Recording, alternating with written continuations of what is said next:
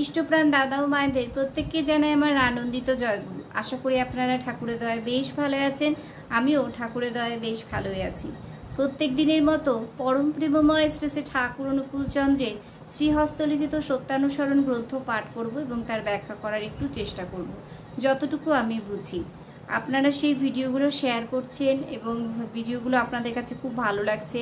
আমারও খুব ভালো লাগছে যে যতটুকু আমি বুঝতে পারছি ততটুকু আপনাদের কাছে শেয়ার করে আপনাদের কাছেও সেই ঠাকুরের কথাগুলো পৌঁছে দেওয়ার চেষ্টা করছি।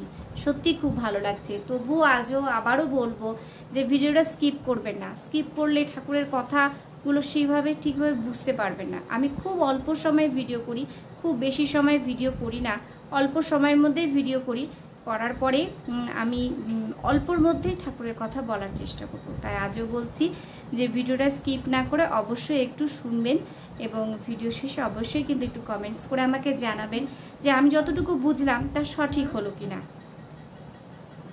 যদি ভালো চাও তো জ্ঞানাভিমান ছাড়ো, সববারই কথা শোনো, আর যা তোমার হৃদয়ে বিস্তারে সাহায্য করে তাই করো।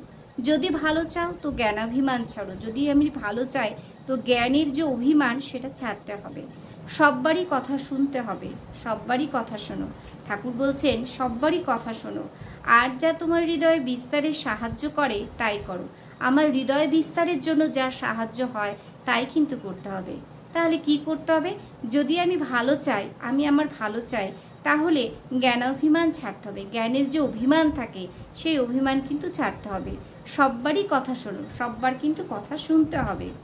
তোমার হৃদয় বিস্তারে যা সাহায্য করে তাই করো। আমার হৃদয় বিস্তারের জন্য যা সাহায্য করবে তাই কিন্তু করতে হবে। জ্ঞানাভিমান জ্ঞানের যত অন্তরায়, আর কোনো রিপু তত নয়। জ্ঞানাভিমান কি হয়? জ্ঞানের কিন্তু অনেক অন্তরায় থাকে, আর ও অন্য কোনো কিন্তু রিপু তা নয়। যদি শিক্ষা দিতে চাও তবে কখনই শিক্ষক হতে চেও না। আমি কাউকে শিক্ষা দেব, আমি পড়াবো বা আমি গান শেখাবো বা আমি কোনো কিছু বিষয়ে তাকে জানাবো বা তাকে জ্ঞান দেওয়ার চেষ্টা করব, কিন্তু শিক্ষক কিন্তু কখনো আমাকে হলে চলবে না। শিক্ষক কিন্তু হওয়া আমাকে যাওয়া যাবে না। আমি শিক্ষক এই অহংকারই কাউকে শিখতে দিতে চাই না। আমি শিক্ষক এই অহংকার, এই আমার একটা অহংবোধ চলে আসবে। আর এই অহংবোধ যখনই আমার চলে আসবে তখনই কিন্তু আমাকে কাউকে শিখতে দেবে না। তাই অহংকারই পতনের মূল, আপনারা সবাই জানেন। তো অহংকার কিন্তু করা যাবে না। অহংকার করলে তাহলে কি হবে? আমার এই অহংকারই আমাকে চূর্ণ বিচূর্ণ করে শেষ করে দেবে। ভালো কিন্তু করতে যাওয়া যাবে না।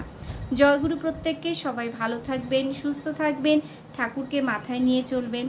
আর যদি ভিডিওটা ভালো লেগে থাকে তাহলে অবশ্যই ভিডিওটা শেয়ার করবেন, লাইক কমেন্টস করবেন এবং সবাই পাশে থাকবেন। জয়গুরু প্রত্যেককে। সবাই ভালো থাকবেন।